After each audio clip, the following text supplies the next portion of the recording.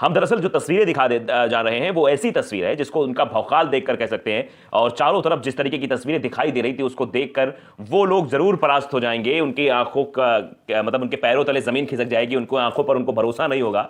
जिस तरीके से खम्मम में, तेलंगाना के खम्मम में जिस तरीके से रैली थी, ये कुछ तस्वीरें हमारे सामने आई, इनको हम आपको दिखाना चाहते हैं। देखिए कैसे प्रियंका गांधी जो है बिल्कुल फुर्ती के साथ और पहुंची मंच पर और वहां से जो है सभी का अभिवादन स्वीकार किया। आप देख सकते हैं चारों तरफ सिर्फ नरमुंड ही नरमुंड दिखाई दे रहे हैं। ये हुजूम आप देखकर अंदाजा लगा सकते हैं कि तेलंगाना में कांग्रेस किस तरीके से आगे बढ़ रही है और कैसे वहां पर तेलंगाना में अपना आधिपत्य स्थापित कर रही है। प्रियंका गांधी का यह रोड शो ऐतिहासिक रोड शो में तब्दील हो गया है। इसकी गूंज सिर्फ विधानसभा चुनाव में नहीं बल्कि लोकसभा चुनाव में भी गूंजती हुई नजर आएगी। इस रैली की, इस शोर की, इस भाषण की, इस वक्तव्य की, इस कह सकते हैं कि इस रैली की।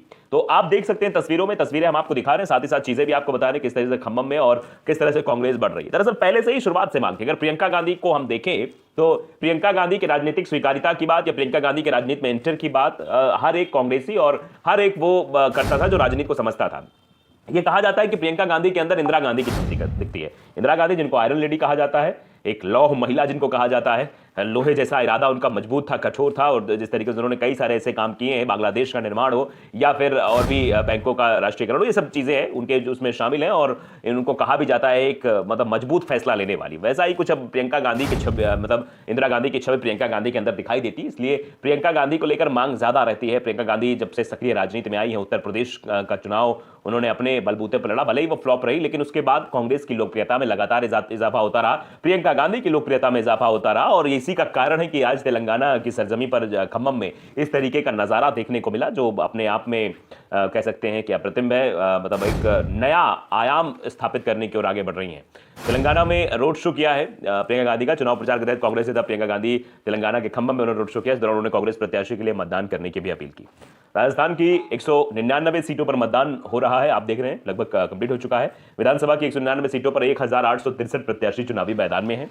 राजस्थान के बाद सबसे अंतिम चुनाव जो होना है वो तेलंगाना में होना है, जिसके लिए राजनीतिक पार्टियों ने अपनी कमर कस ली है और तेलंगाना में चुनावी सभा और रोड शो कर रहे हैं। तेलंगाना में आज भी कई दिग्गज नेता यहां चुनावी सभा को संबोधित करेंगे और कुछ ने की भी है। चुनाव प्रचार के तहत कांग्रेस नेता प्रियंका गांधी पूरे तेलंगाना में बड़े पैमाने पर दौरा कर रही हैं। इसी के तहत कांग्रेस नेता प्रियंका गांधी आज तेलंगाना के खम्मम जिले में पहुंची और यहां पर जो रोड शो किया, उस रोड शो की चर्चा पूरे भारत देश में हो रही है। बता दें कि चुनाव प्रचार के तहत कांग्रेस नेता प्रियंका गांधी आज खम्मम में एक रोड शो में शामिल हुई। इस दौरान उन्होंने कांग्रेस की तरफ से खड़े प्रत्याशी के लिए मतदान करने की अपील की। तेलंगाना में प्रियंका गांधी को रोड शो के दौरान बारिश भी शुरू हो गई थी, मतलब आप समझिए बाधाएं भी उत्पन्न हुई। रोड शो के दौरान प्रियंका गांधी को ट्रैक्टर पर बुजुर्ग महिलाओं और लड़कियों का समूह नजर आया, जिसके बाद वो अपनी गाड़ी से उतरी और ट्रैक्टर पर बैठी बुजुर्ग महिलाओं और लड़कियों के पास भी पहुंच गई। प्रियंका गांधी के कुछ पूछने पर वे महिलाएं कभी उनका हाथ पकड़ रही थी तो कभी सिर पर हाथ फेरकर जवाब भी सुनती हुई नजर आ रही थी।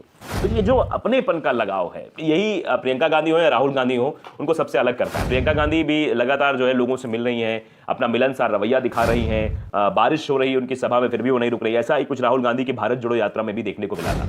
आपने कई तस्वीरें भारत जोड़ो यात्रा की देखी होंगी जिसमें राहुल गांधी न बारिश में रुके न बारिश में डिगे, फुटबॉल खेलते हुए आगे बढ़े, मछुआरों से मिल रहे थे, विद्यार्थियों से मिल रहे थे, कुम्हार से मिल रहे थे, बूढ़ी महिलाओं से मिल रहे थे, सबसे बातचीत करते जा रहे थे और भारत की संस्कृति को समझने की कोशिश कर रहे थे। शायद ये महात्मा गांधी ने पहली बार जब भारत भ्रमण किया था तो उन्होंने भी भारत को समझने के लिए, भारत को जानने के लिए चीजें मतलब भ्रमण के दरमियान प्राप्त की थी। तो वही हाल शायद भारत जोड़ो यात्रा के दरमियान राहुल गांधी का रहा और उसके बाद अब प्रियंका गांधी जिस तरीके से अपनत्व के साथ मिलती हुई दिखाई देती हैं, बातचीत करती हुई दिखाई देती हैं, मतलब बुजुर्गों के पास बैठ जाती हैं, वो अपनत्व का भाव अब साफ तौर पर दिखाई भी दे रहा है।